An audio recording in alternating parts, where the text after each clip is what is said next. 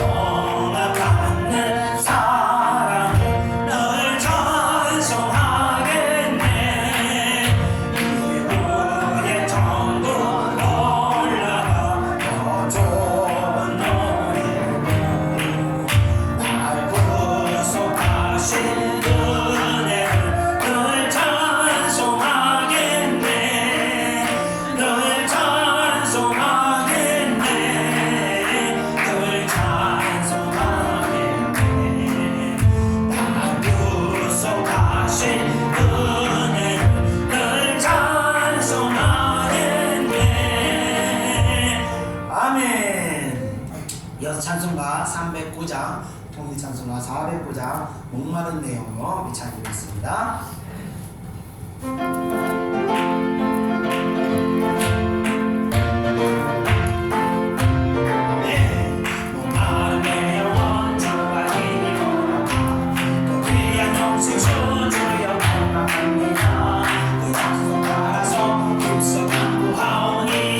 주여 내 기도 어서 들어주소서.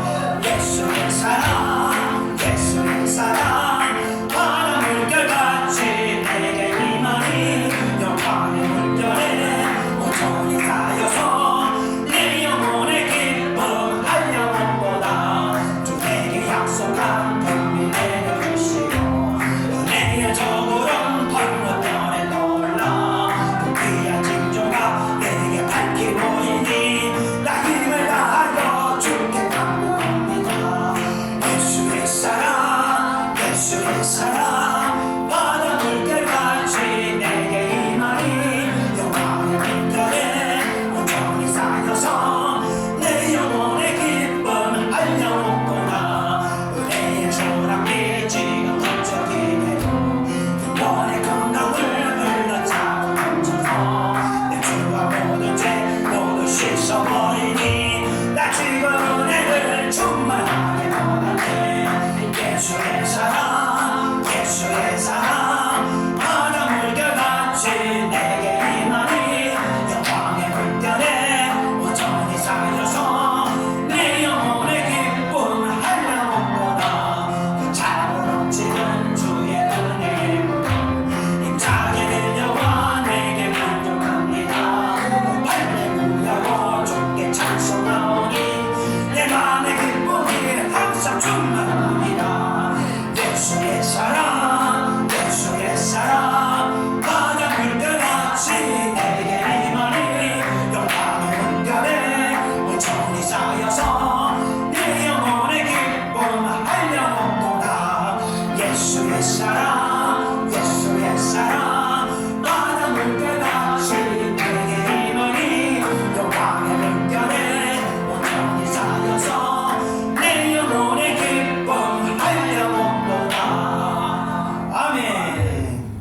우리 끝으로 찬송가 330장 통일찬송가 370장 어둠값이 되리는 우리 찬양 드리고 오늘 마음 예배 가운데 또 하나님의 은혜가 우리 마음 가운데 임하게 해달라고 또 우리가 잃어버린 우리들의 모든 마음들이 또 온전해지고 또 우리 하나님의 우리가 세상 살다 보면 인간은 어쩔 수 없이 또 이렇게 마음이 굳어지고 또 마음이 목이 또 고다지게 됐습니다. 우리가 하나님 앞에 겸손하게 될 때 또 하나님께서 우리에게 더 큰 은혜를 보여주시기 때문에 우리 항상 겸손해야 되는데 사실 그러지 잘 못합니다. 저부터 너무 그렇습니다. 그래서 우리 예배 가운데 우리 마음의 겸손함이 임하고 겸손한 마음으로 우리가 주님을 맡게 달라고 그렇게 기도하겠습니다.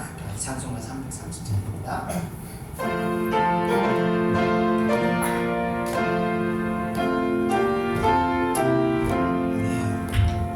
어둠같이 내리니 내 집을 지켜서 잔이스 맺힐 때에 일찍 일어나 해없는 아침부터 힘써서 일하라.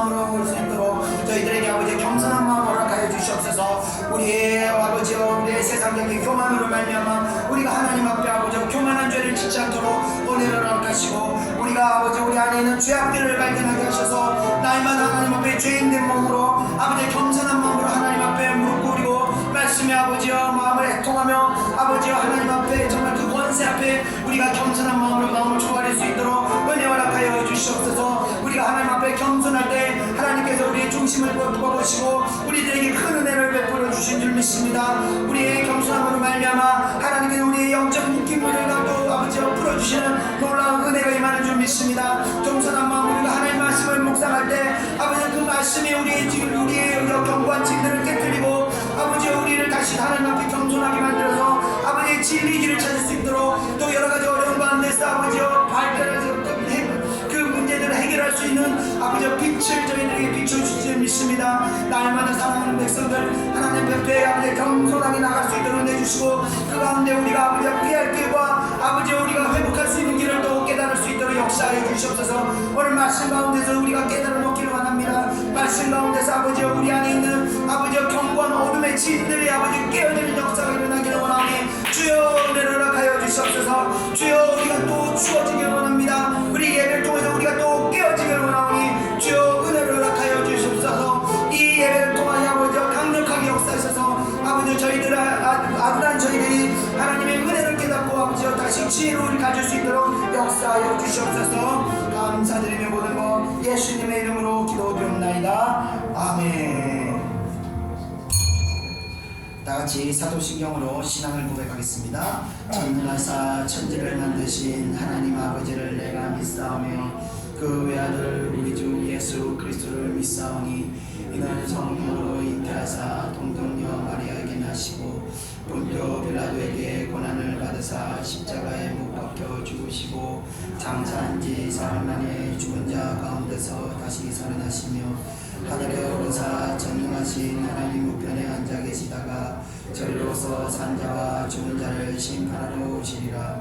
성령을 믿사오며 거룩한 공의와 성도가 서로 교통하는 것과 죄를 사하여 주시는 것과 몸이 다시 사는 것과 영원히 사는 것을 믿사옵나이다. 아멘. 오늘 예배를 대표해서 박수랑 대표를 기도해 주시겠습니다.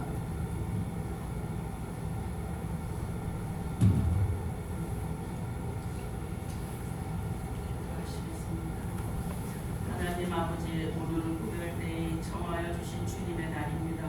이 한날의 예배가 우리들이 가지고 있는 생각과 아직과 버려야 할 것과 썩어져야 할 것이 이 예배를 통하여 내려놓게 하옵소서. 세상 속에서 부패되었던 생각과 마음이 이 예배와 말씀을 통해서 말끔히 정화시켜 주시옵소서. 하나님, 이 나라가 어지럽게 이권 다툼으로 하는 저 위정자들을 불쌍히 여겨 주옵소서. 하늘의 신이 이 나라를 위기 속에서 건져주시기를 바랍니다. 하나님 아버지, 육신의 질고로 감사함과 또한 매번 반복되는 금식과 기도로 승화시켜서 한 사람 한 사람마다 최선을 다하여 중보하시는 목사님 강건하게 지켜주시옵소서. 오늘도 귀한 하나님의 메시지가 결단하며 돌이킬 수 있는 우리들의 삶에 변화가 있게 하실 줄 믿습니다. 강단에서 흐르는 생수가 예창교회 동력자들에게 이제 영으로 덮여질 줄 믿습니다. 육신의 생각은 태워지게 하시고 강단에서 흐르는 그 생수의 말씀이 발목부터 가슴까지 차고 오르게 하셔서 벅찰지게 하실 줄 믿습니다. 에스겔 골짜기에 마른 뼈같이 소망이 없어 보이지만 그 소망의 끈이 예배를 통해서 결단하며 돌이켜서 새로운 삶으로 채워주시옵소서. 하나님, 올해 한 해 동안은 예창교회가 성전의 문제 또 여러 가지 문제들이 하나님께서 예비하신 그곳으로 이전하여 주시옵소서. 우리들은 성전의 모퉁이 돌이 되게 영원히 영권과 물권이 채워지게 하옵소서. 우리들이 환경의 열린 문과 같이 열어주시옵시고 올 한 해 어두움에서 빛으로 복된 자리가 되게 하실 줄 믿습니다. 끝으로 이 예배를 통해서 봉사하시며 헌신하시는 사모님, 권사님들 눈동자같이 지켜주셔서 육신의 건강과 손길이 닿는 곳마다 주님의 보혈이 넘치게 하여 주시옵소서. 환경도 열어주실 줄 믿습니다. 이 모든 말씀 예수 그리스도 이름 받들어 감사함으로 기도드렸사옵나이다. 아멘.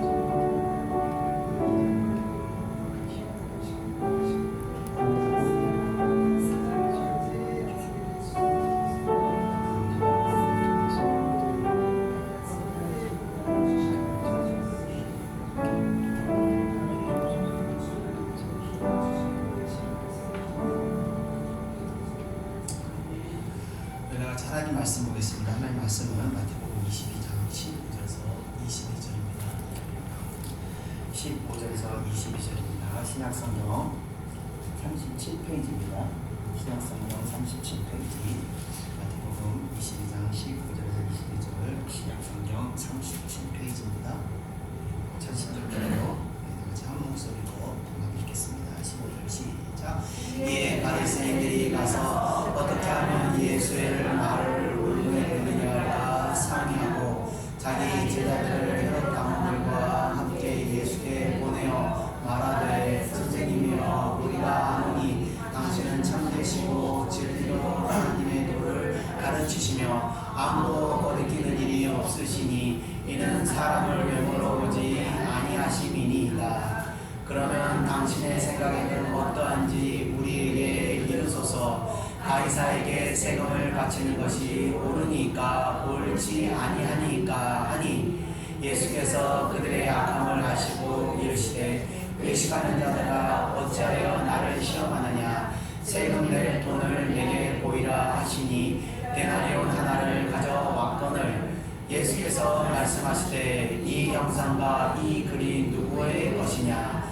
이르되 가이사의 것이니이다. 이에 이르시되 그런즉 가이사의 것은 가이사에게 하나님의 것은 하나님께 바치라 하시니 그들이 이 말씀을 듣고 놀랍게 여겨 예수를 떠나가니라. 아멘.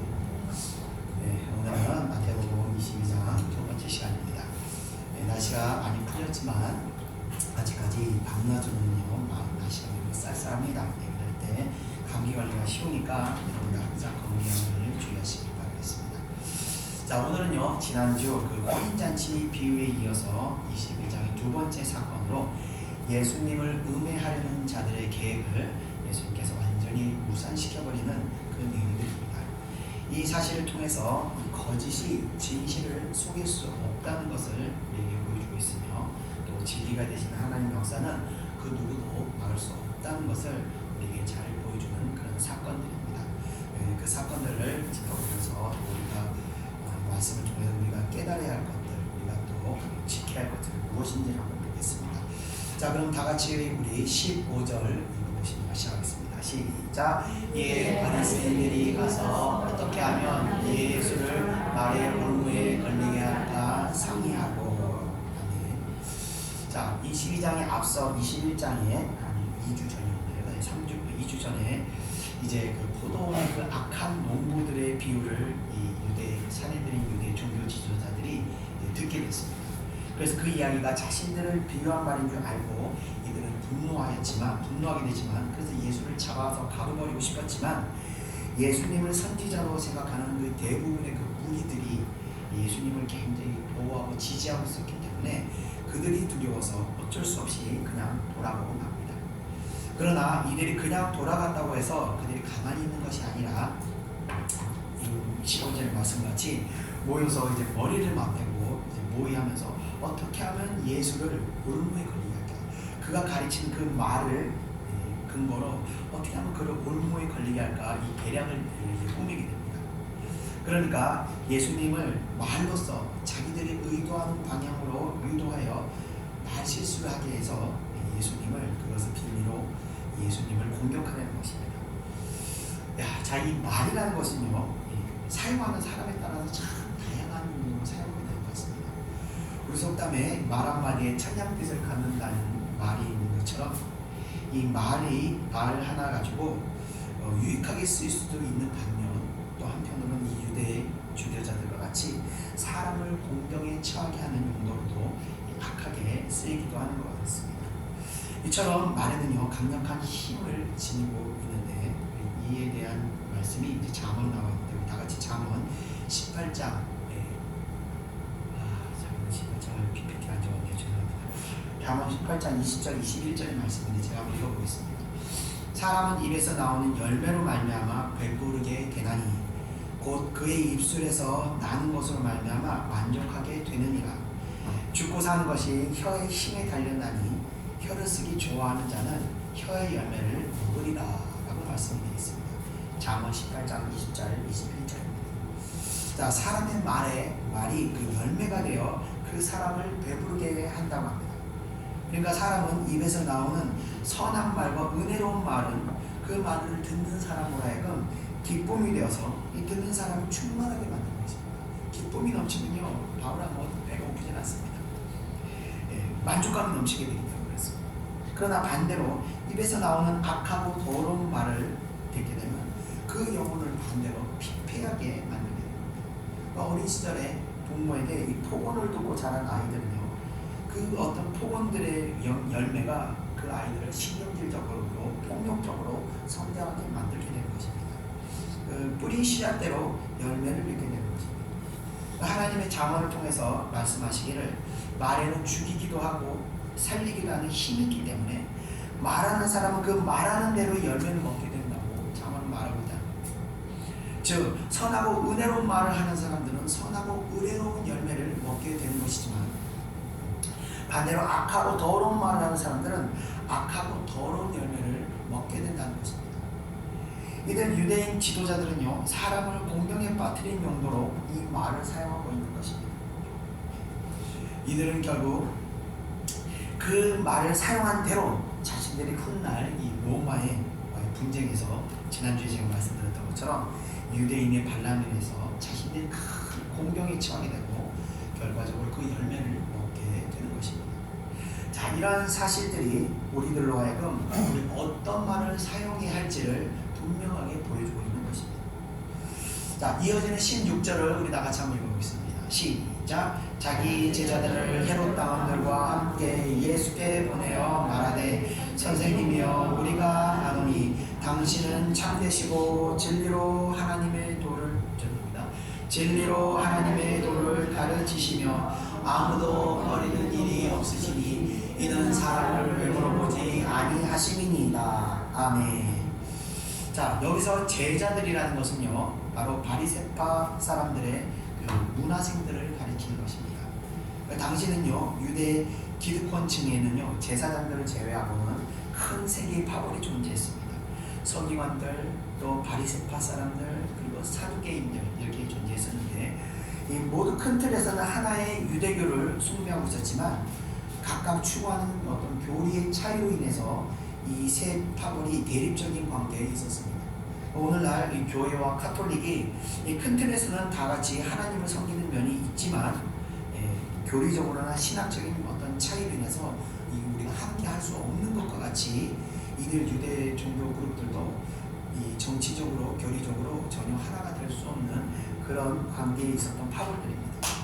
그런데 이들이 함께 할 수 없는 이들이 우리 앞서 보았듯이 하나가 될 수 없었음에도 불구하고 예수님을 의미하기 위해서 이들은 하나로 연합하는 모습을 계속해서 보여주게 됩니다. 자, 그런데 이번에는요, 이들이 더 놀라운 연합전선을 펼치게 되는데, 그것은 바로 헤롯 당원들과의 연합이라는 것입니다.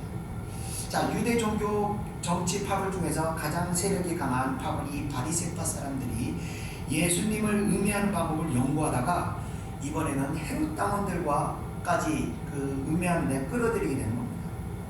자, 이에 제자들을 그들에게 보내게 되는데, 여기서 제자들은, 그러니까 다시 말씀드리면 요즘 말로 말하면 신학생이라고 생각하시면 됩니다.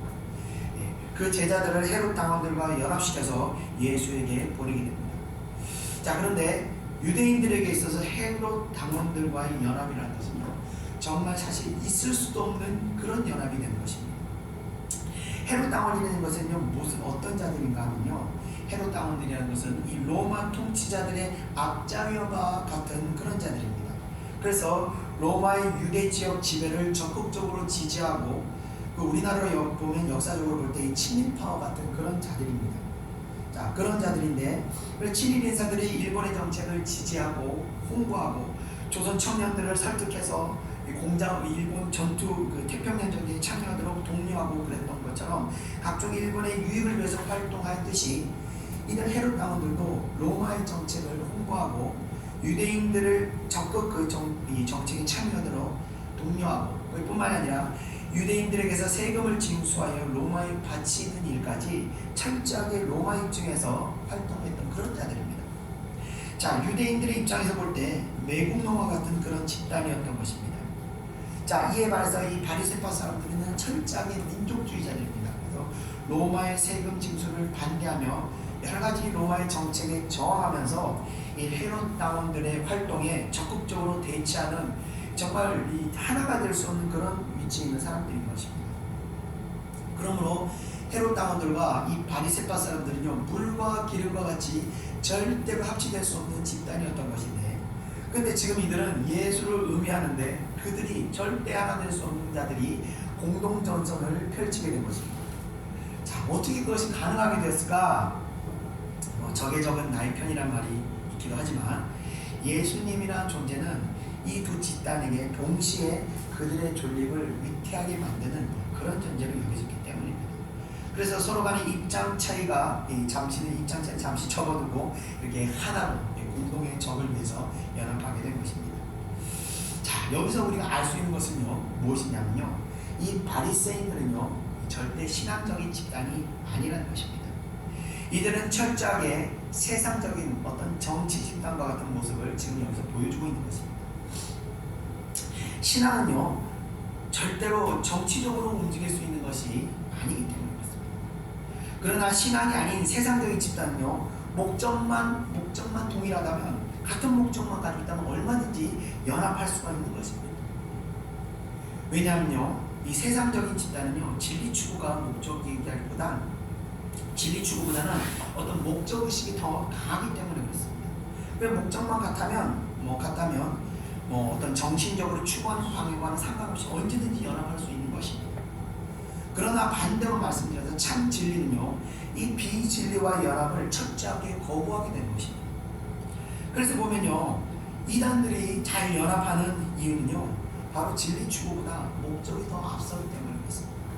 그러나 교회를 보면 맨날 분열하고 맨날 충돌하고 맨날 싸웁니다. 왜 봐서 그것은 추구하는 바가 다르기 때문에 그렇습니다.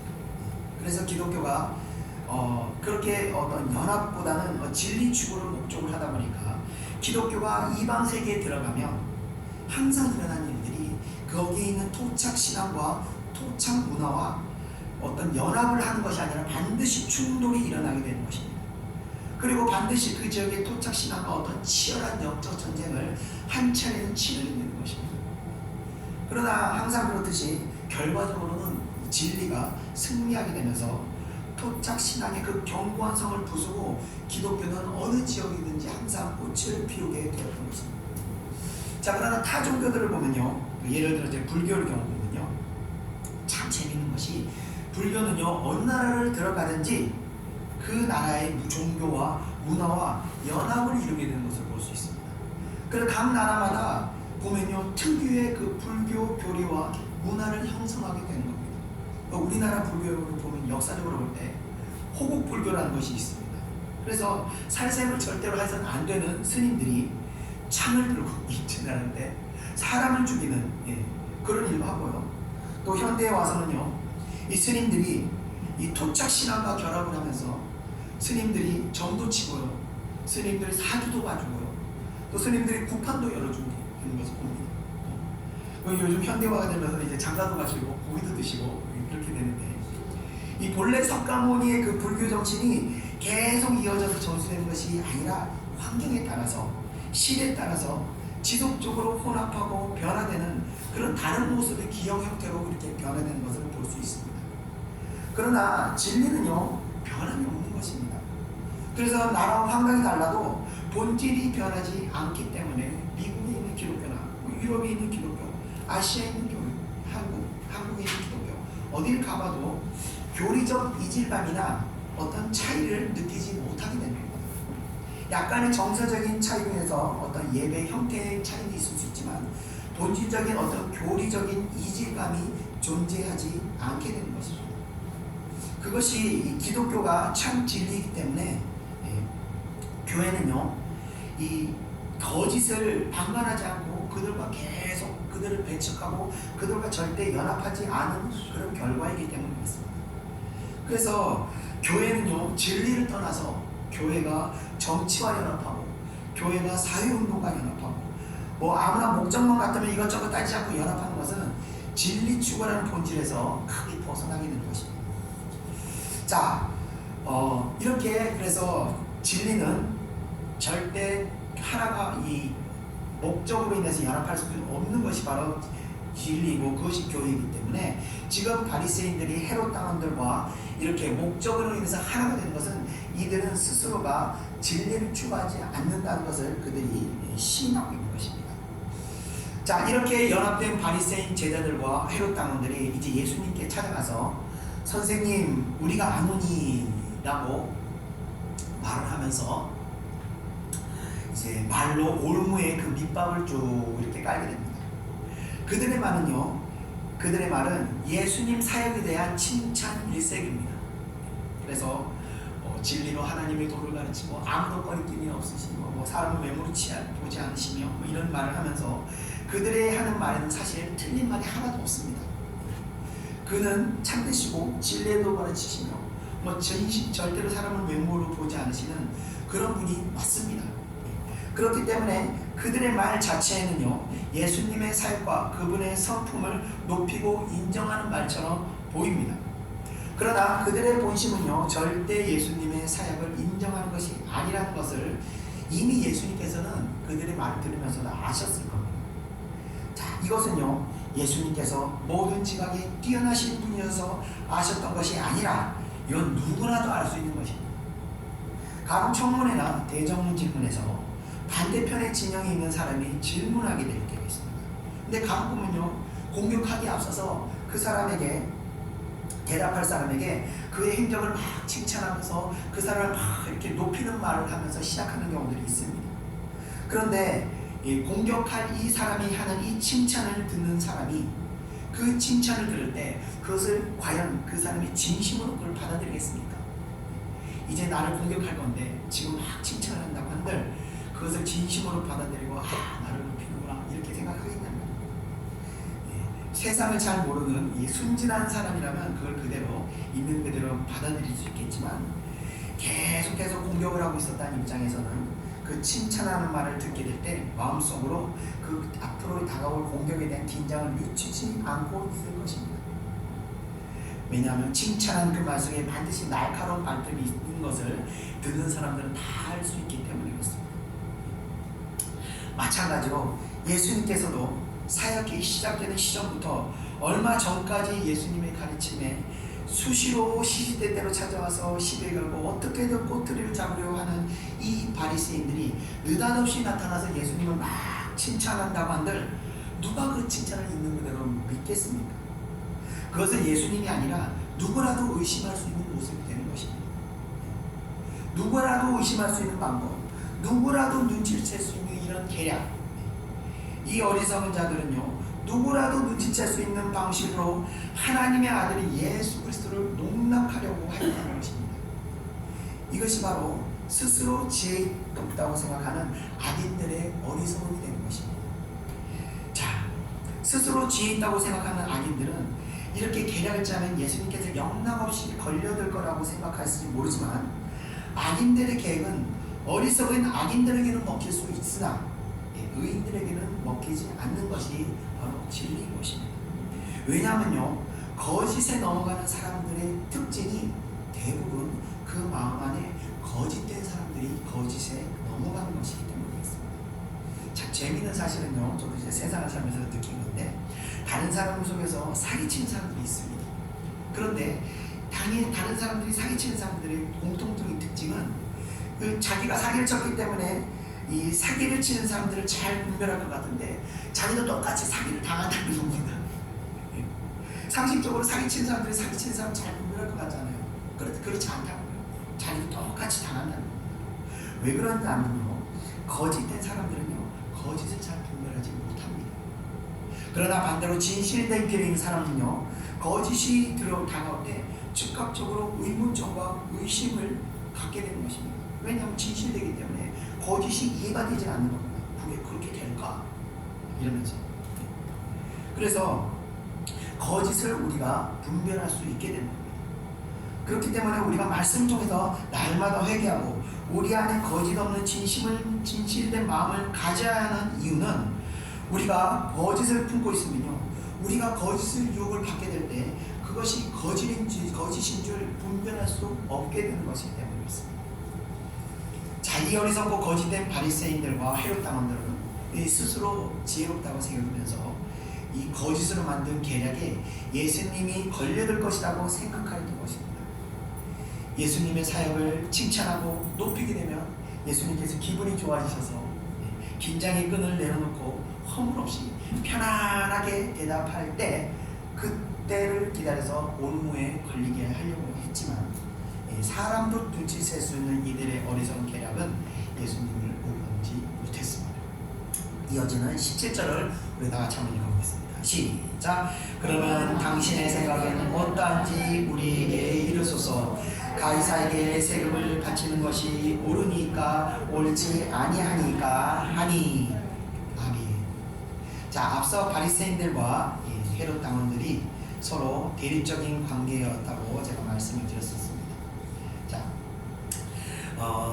그들이 대립하게 되는 가장 결정적인 문제는 바로 이 세금 문제에 관한 것들이었습니다. 그래서 바리새인들과 헤롯 당원들은 이 세금 문제에 대해서 항상 어떤 이 대립과 긴장의 관계를 가지고 있었던 것입니다. 이 바리새인들은요, 로마의 세금을 납세하는 것에서 반대하는 입장이었고, 말씀드렸듯이 이 헤롯 당원들은 로마를 대신해서 유대인들에게 세금을 징수하여 이 상납하는 일들을 하였기 때문에 적극적으로 납세를 지지하는 입장이었습니다. 그런데 이 두 집단이 이제 머리를 맞대고 짠 계략이 바로 이 두 집단 사이에 이 팽대한 이 세금 문제를 어떻게 해결하면 좋을지 그 해답을 예수님께 여쭙는 게 그 바로 계략이 됩니다. 이는 마치 겉으로 보기에는 이 자신들의 지혜로는 도저히 해결할 수 있는 이 두 그룹의 이 갈등의 문제를 잠재시고 진리로 하나님의 도를 가르치시며 아무도 꺼리끼는 일이 없으신 주님께서 이 해답을 좀 주십시오 하면서 정말 겸손하게 주님의 지혜를 구하는 듯 청원하는 것처럼 보이지만, 앞서 말씀드렸듯이 이 납세의 문제는요, 그런 모습을 보이지만 이들의 이 중심을 이미 주님께서는 다 간파하고 계시는 것입니다. 자, 이 납세의 문제는요, 주대충뿐만이 아니라 일반 서민들에게도 있어서 신학적으로 또 경제적으로 굉장히 민감한 사항이었습니다. 그렇기 때문에 이들의 그 세금에 관한 질문에 무리들은요, 촉각을 세울 수밖에 없는 것입니다. 당시 로마 정부에서는요, 로마가 지배하는 나라의 백성들에게 인두세라는 것을 그 세금을 부과시켰었습니다. 그 인두세라는 것은요, 이 백성들 가운데 남자는 14세 이상, 여자는 12세 이상부터 남녀 65세까지 부과하는 세금으로, 이 단어 그 뜻대로 사람 머리 숫자대로 내는 세금이에요. 그래서 인두세인 것입니다. 그래서 부자나 가난한 사람들이나 병든 자나 장인이나 모두 인두세를 내야 했기 때문에 경제적으로 가난한 일반 서민들의 경우에는 매우 큰 부담으로 작용할 수밖에 없었던 것입니다. 또 인두세를 거두는 것에 대해서 유대 종교 지도자들은 이 신학적인 입장에서 반대를 하게 되는데, 그 이유는 그 세금은 로마 황제 가이사에게 바치는 것이기 때문에 마치 세상의 모든 주권이 황제에게 있는 것처럼 비춰주기 때문에, 그래서 그것을 세금을 바침으로 이 주권이 황제에게 있다는 것을 시인한 고리로 비춰지는 것입니다.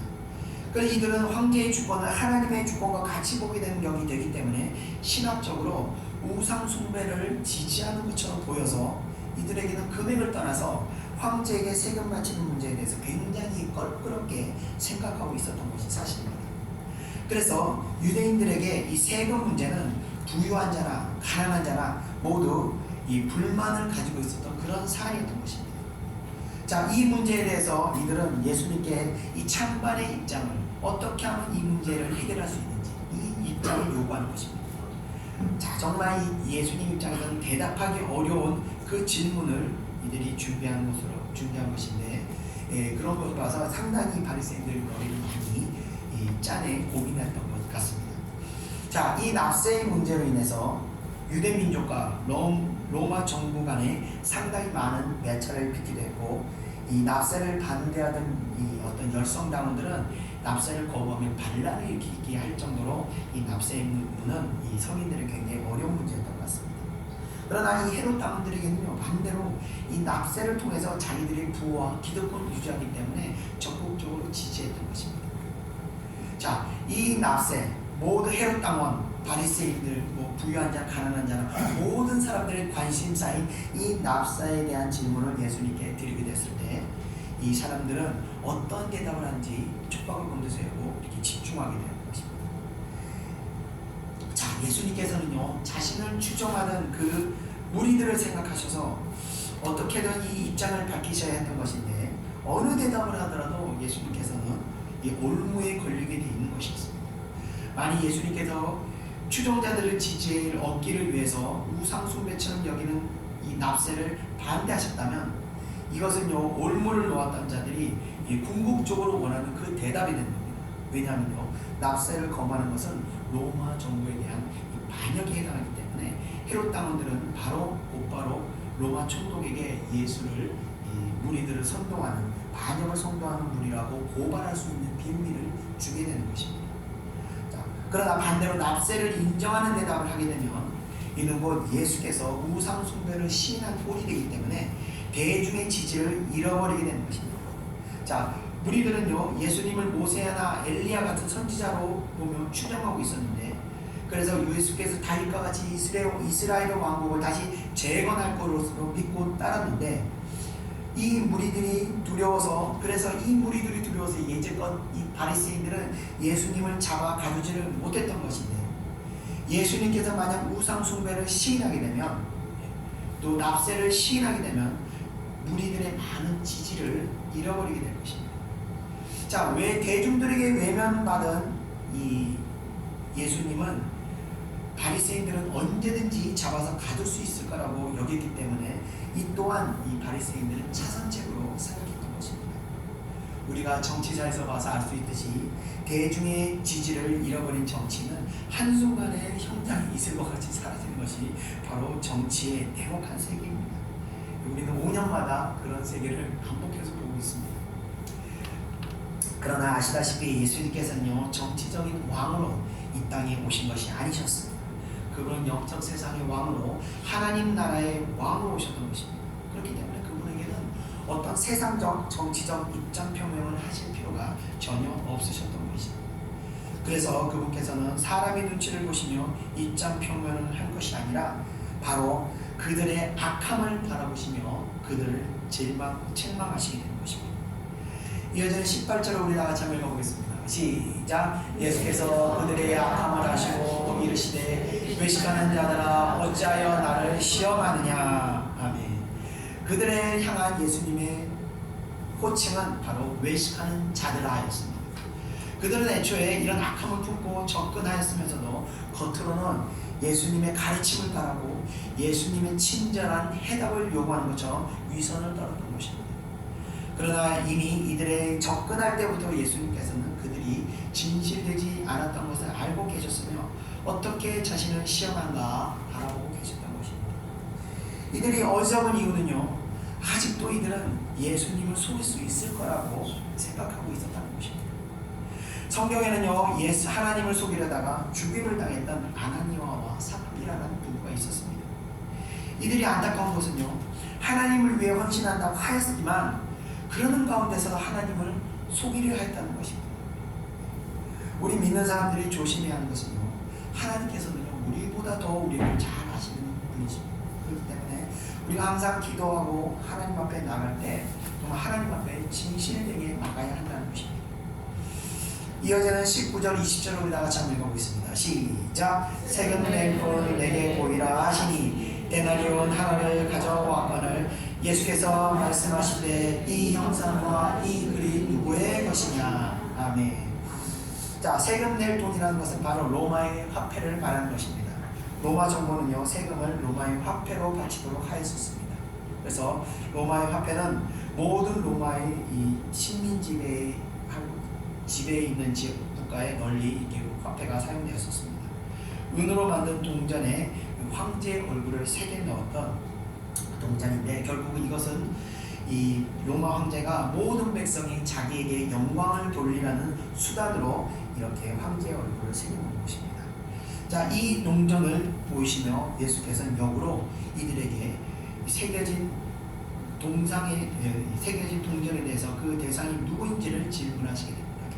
이어지는 21절로 우리 다 같이 읽어보겠습니다. 시작. 이르되 가이사의 것이니라. 이르되 이르시되 그런즉 가이사의 것은 가이사에게, 하나님의 것은 하나님께 바치라 하시니. 아멘.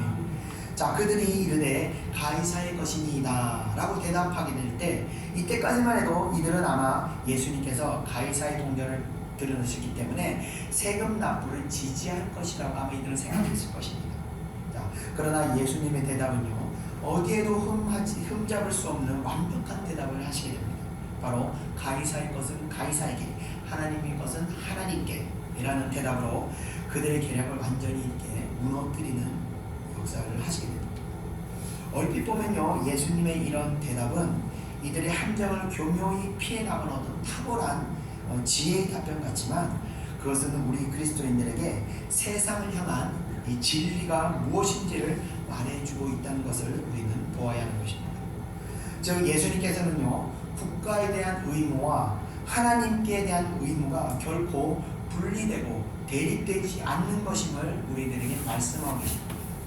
바리새인들은요, 바리새인들이 납세의 문제를 제기한 것은, 이들은 이 두 가지 문제, 하나님의 의무와 국가에 대한 의무가 서로 모순된다고 여겼기 때문에, 하나가 아니라고 여겼기 때문에 이런 문제를 계속해서 제기하였던 것입니다.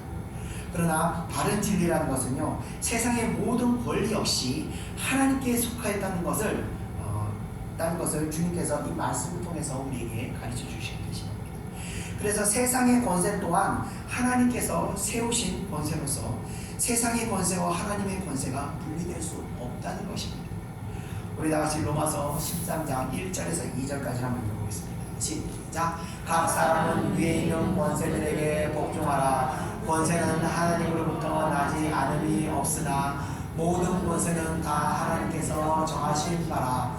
그러므로 권세를 거스르는 자는 하나님의 명령을 거스르리니 거스르는 자들은 심판을 자취하리라. 아멘. 하나님께서 국가를 세운 본래 의도는 바로 정부를 통해서 세상의 질서를 바로 세우고 옳은 선행을 이루어 나가는 것입니다. 그래서 정부가 그 의무를 잘 준행하고 있으면 국가에 대한 의무를 충실히 이행하는 것 역시 하나님께 대한 의무를 수행하는 것이 되는 겁니다. 그러나 이 예외의 경우가 있는데, 정부가 하나님께 세운 그 본래 의도에서 이탈해서, 그러니까 악을 방치하고 또 타락을 조장하고 반기독교적인 사상을, 이 공산주의 같은 사상들을 계속 지배하면서 세상을 무너뜨릴 때, 그때는 그 의무를 거부할 수 있다는 것입니다. 자, 이런 신학적인 관점에서 볼 때 대한민국을 보면요, 이 나라는 확실히 이 하나님의 권세로 세워져 있는 나라는 것은 맞는 것 같습니다. 그래서 여호와의 증인과 같이 병역을 거부하거나, 또 이 한국에도 유대교들이 있는데, 유대교인들의 경우 한국인들 유대교인들의 경우 국기에 대한 경례를 또 거부하는 이런 행동들을 하고 있습니다. 그러나 이런 것들은 성경의 잘못된 해석으로 인한 이탈이라고 우리가 볼 수 있는 것입니다. 다시 말씀드리지만 국가의 권세는 하나님께서 세우신 것이다. 자, 끝으로 22절을 우리 다 같이 한번 읽어보겠습니다. 22절 시작. 그들이 이 말씀을 듣고 놀랍게 여겨 예수를 떠나 다니라. 아멘. 자, 이들은요, 생각지도 못했던 예수님의 대답을 듣게 되자 놀라게 됩니다. 이 대답은 그들의 거짓된 마음을 찌르는 듯이 아마 그들이 여겨졌을 겁니다. 한 대 맞은 것처럼 어처구니가 없는 그런 황당함도 느꼈을 겁니다. 이들은요, 자신들의 대답은 완전하다고 생각했습니다. 그래서 이번에는 예수께서 영락없이 올무에 걸려들 것이라고 생각하였는데, 예수님의 대답은 뜻밖의 대답을 듣게 되었기 때문에 이들은 상당히 충격을 받은 것을 것입니다. 이들은 겉으로는요, 겸손한 척 했습니다. 그리고 주님의 지혜를 구하는 척 했습니다. 그러나 그들의 마음의 본심은 거짓된 마음이었습니다. 예수님이 이들에게, 그 거짓된 이들에게 외식하는 자들아 어찌하여 나를 시험하느냐 라고 말씀하셨을 때, 그들은요, 그들의 거짓이 무리들 앞에 그대로 드러나게 되었을 때 예수님의 이 대답이 이들의 심장을 찌르는 듯 아프게 다가왔을 것입니다. 그리고 굉장히 부끄럽고 수치스러웠을 것입니다. 그래서 그들은 아무 말하지 못하고 놀라우며 그 자리를 속히 떠나가게 된 것입니다. 하나님의 나라를 무너뜨리기 위한 시도는요, 예수님의 사역의 시작부터 지금까지 단 한순간에서도 멈춘 적이 없습니다. 2000년 전부터 시작해서 지금도 이렇게 하나님의 나라의 확장은 계속해서 어둠의 권세들을 방해하고 이어지고 있습니다. 그러나 하나님의 나라는요, 많은 방해가 있었음에도 불구하고 지금까지 확장되어 가고 있었습니다. 그러므로 세상에서요, 가장 어리석은 행동은 바로 천지를 창조하신 하나님을 대적하고 그 나라의 확장을 방해하는 것입니다. 손으로 태양을 가릴 수 없듯이 하나님 나라의 확장은 그 어느 세력으로도 막을 수 없는 것입니다. 자, 이 사건을 통해서 우리는요, 세 가지 교훈을 얻을 수 있습니다. 첫 번째는요, 말로 사람을 죽이기도 하고 살리기도 하듯이 말은요, 사람을 영적 올무에 씌우기도 하고 영적 올무에서 풀리기도 하는 것입니다. 예수님께서 사단의 권세에 사로잡힌 자들을 말씀만으로도 자유롭게 하셨던 것처럼 이 말은요, 사람을 자유케 하는 권세가 있다는 것입니다. 제가 이 상담하다 보면요, 어떤 분들이 마음에 어떤 느낌이 이렇게 갇히면서 왜곡된 생각이 사로잡힌 경우를 많이 봅니다.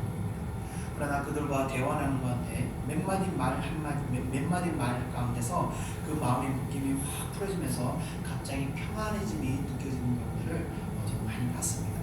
그렇기 때문에 이 말에는 우리가 어떤 말을 해야 되냐, 은혜로운 말, 하나님의 은혜로운 말과 선한 말들을 우리가 할 때 그 대화 가운데서 어떤 어둠에 사로잡힌 자들이 풀리는 역사도 일어나게 되는 것입니다.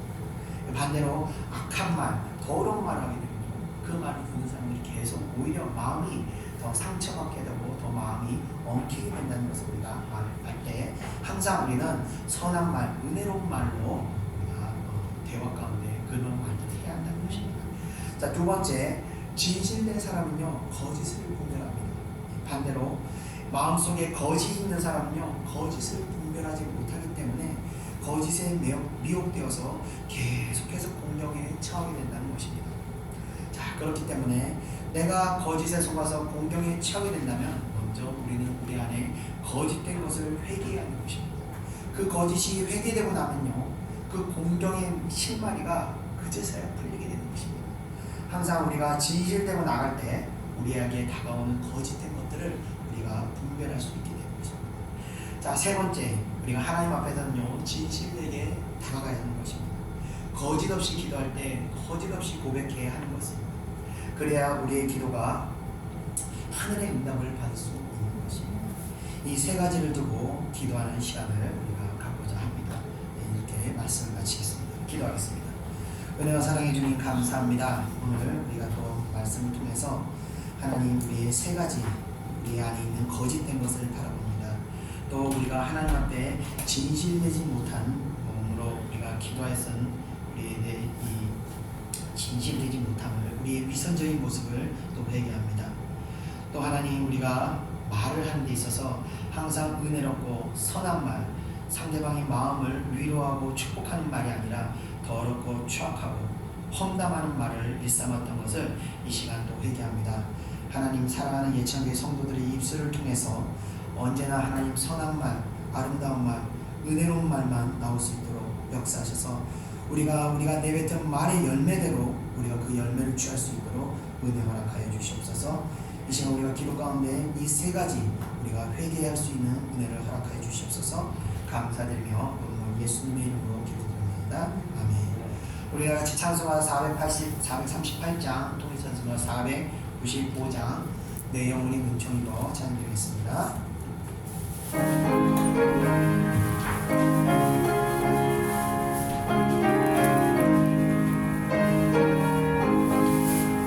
내 영혼이 주 앞에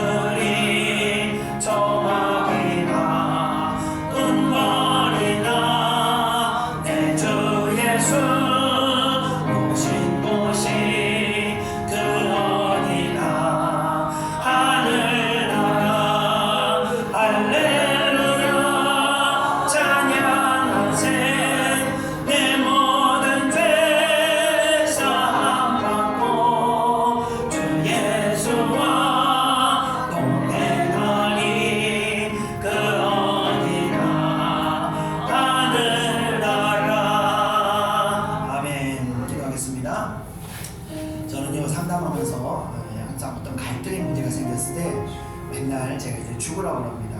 누가 죽어야 되냐? 저하고 상담하는 사람이 죽어야 돼요.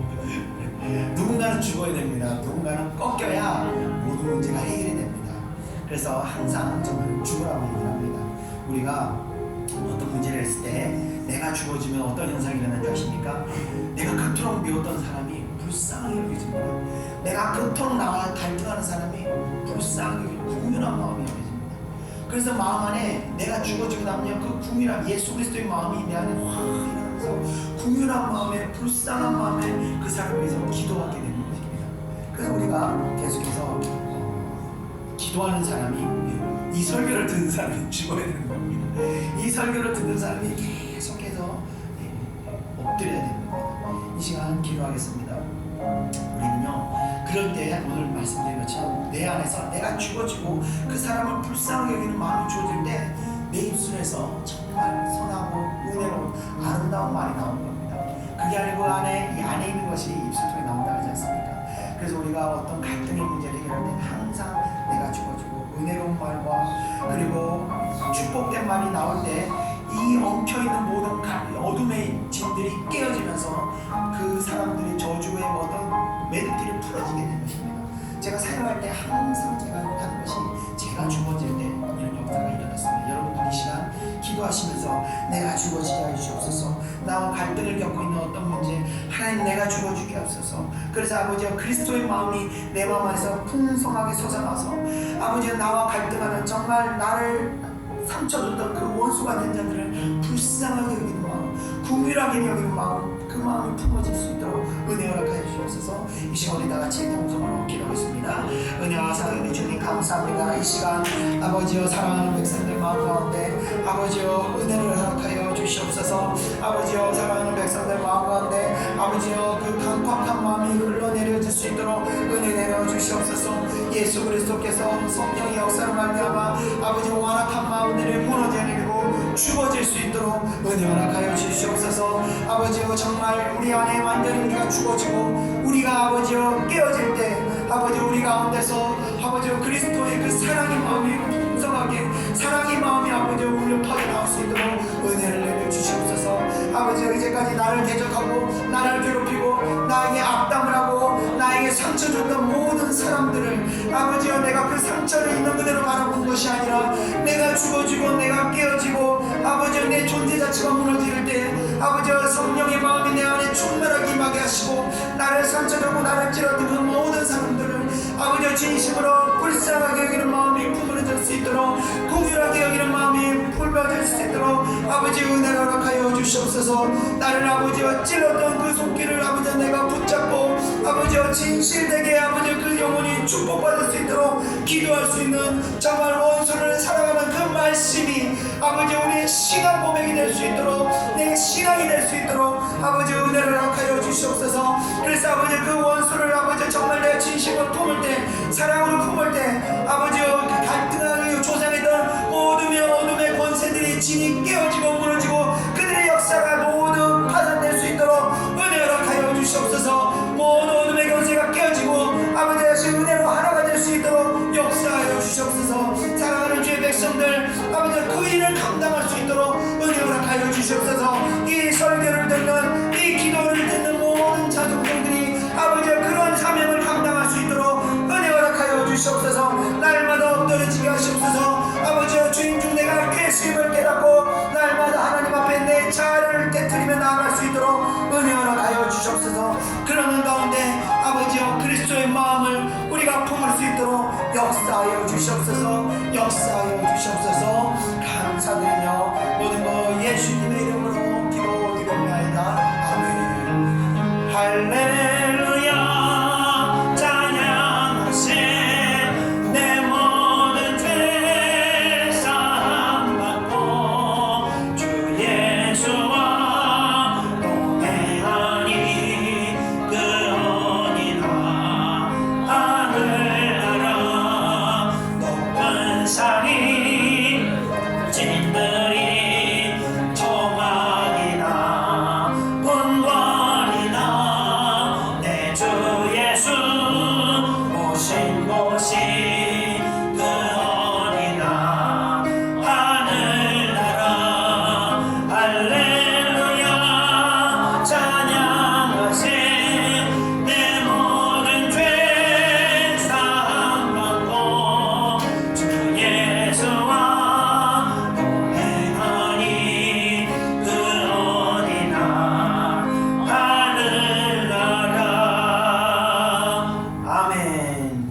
이어서 찬송가 439장, 통찬송가 496장 십자가로 가까이 찬양드리겠습니다.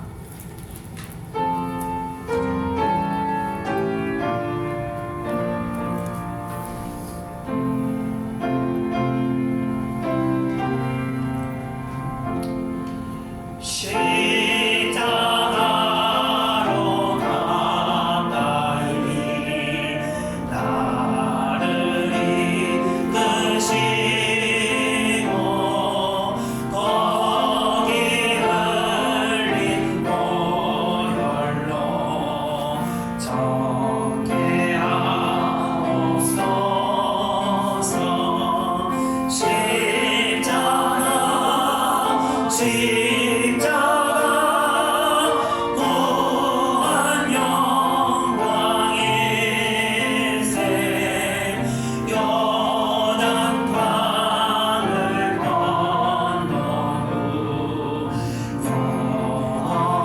영원한 시건네. 십자가에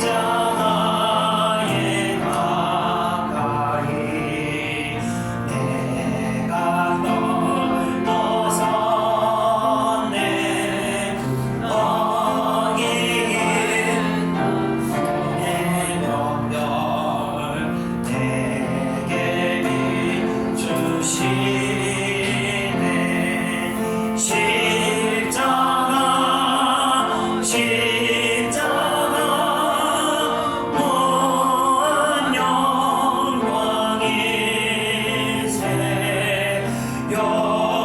요단강을 건넌 후 영원한 시온네. 십자가로 가까이 가게 하시옵고 몸서가는 고생도 알게 하옵소서. 십자가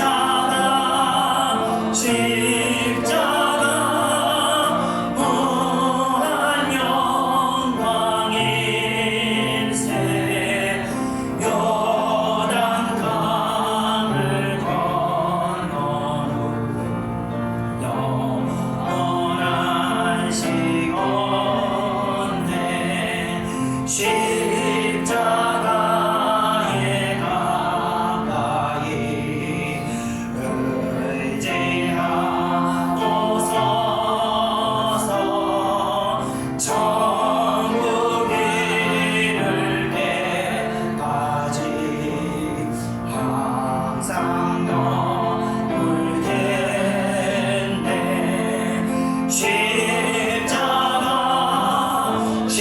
십자가 무한 영광일세.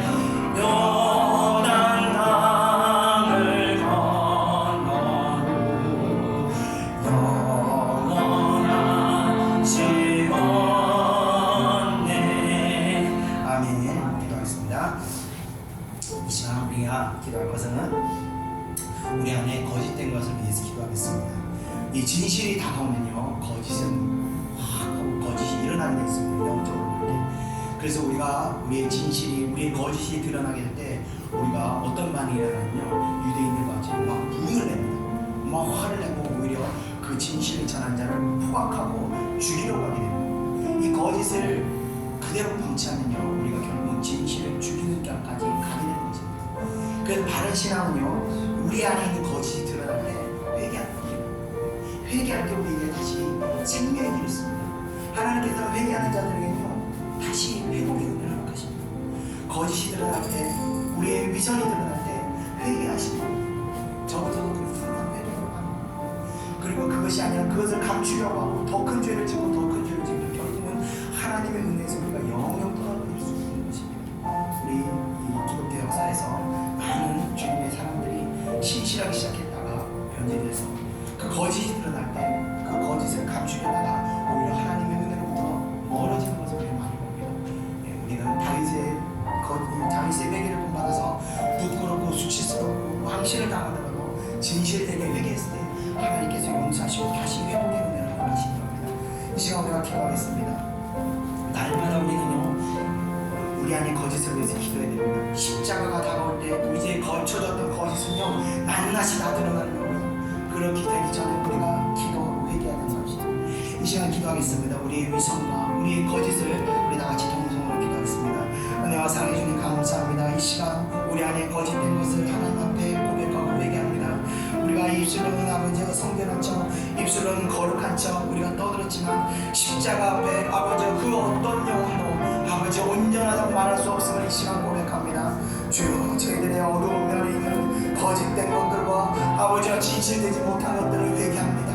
이 시간 아버지와 온전히 다 깨닫게 하시고 사랑하는 자들에게 밝히 보여주시고 아버지 그 거짓된 것을 그대로 간직하고 살아가게 하지 마시고 이 시간 아버지와 회개를 통해서 우리가 하나님의 은혜로 말미암아 다시 거듭날 수 있도록 다시 새로워질 수 있도록 은혜를 가져주옵소서.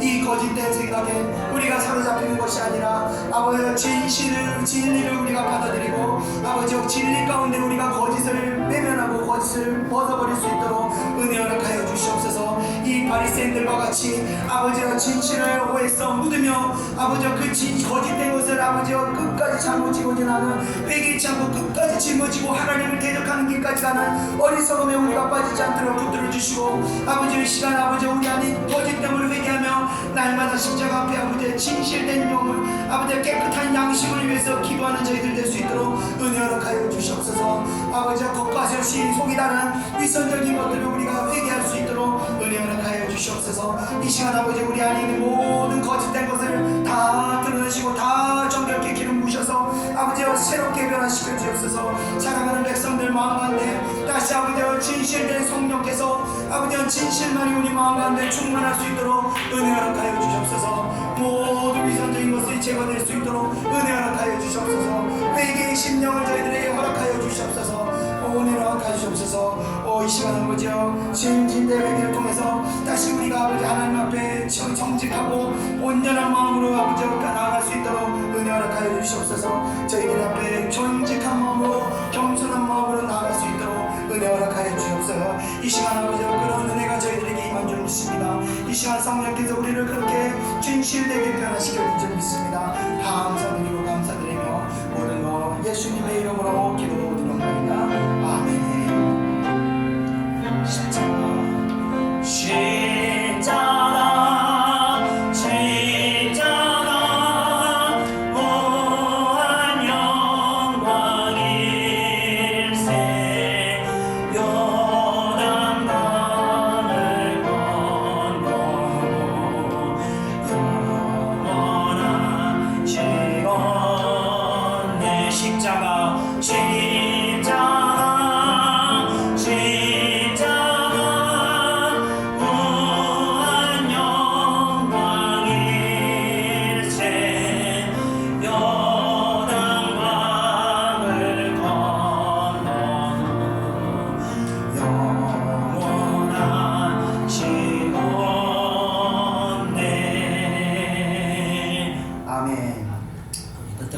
찬송가 440장, 동의찬송가 457장 어디든지 예수 나를 이끌며 우리 찬양 드리고 제가 기도하고 축도하고 예배를 마치겠습니다. 찬송가 440장입니다.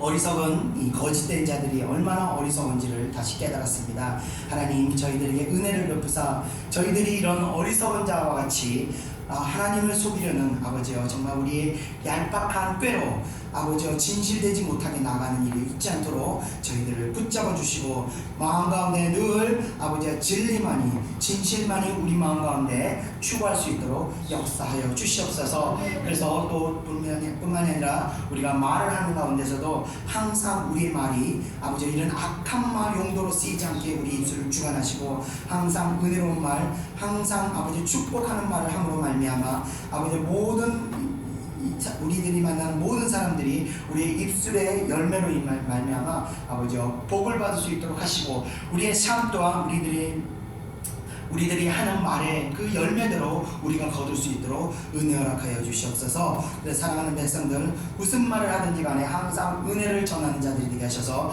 하나님의 축복의 말씀들이 우리 삶 가운데 늘 넘칠 수 있도록 역사하여 주시옵소서. 감사드립니다. 한 주간도 우리는 주신 말씀을 통해서 우리가 또 이 말씀을 붙들고 싸워나갈 수 있도록 인도하시고 또 아버지 여러가지 거짓된 가운데 진실됨으로 말미암아 그 거짓을 잘 분별해서 우리가 헤쳐나갈 수 있도록 은혜 허락하여 주시옵소서. 감사드립니다. 또 예배 가운데 귀한 예물들의 손길들이 있습니다. 그 손길들 위에도 늘 하나님의 은혜와 하나님의 풍성함이 넘칠 수 있도록 역사하여 주시옵소서. 감사드리며 모든 것 예수님의 이름으로 기도드리옵나이다. 아멘. 이제는 우리 구주 예수 그리스도의 은혜와 하나님의 크신 사랑하심과 성령의 인도하심이 이 자리에 모이는 주의 백성들 머리 위에 이제로부터 영원히 함께 있을지어다. 아멘.